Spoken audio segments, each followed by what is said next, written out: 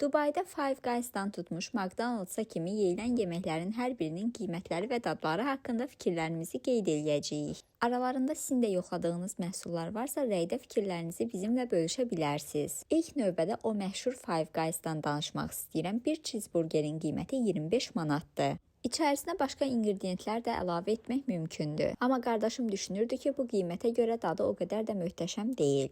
Sifarişlərin hər birinin qiymətini postun rəy bölümündə qeyd eləyəcəm. Pizza Hut'dan 2 fərqli pizza yoxlanıldı, balaca olanın dadı daha dadlı idi. Düşünürəm ki, onu da dadı verən üzərindəki pendirlərdir. Hava limanından alınan bu sendviçin isə qiyməti 25 manatdır. Tərkibi kifayət qədər zəngin və ləzzətli idi.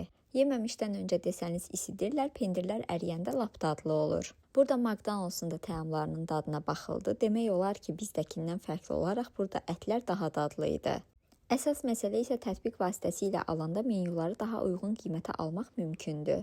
Seçim olaraq sifarişlər arasında Big Mac, portağal fresh və kartof fri götürülmüşdü. Sizcə bizdəki McDonald's daha dadlıdır, yoxsa Dubaydakı?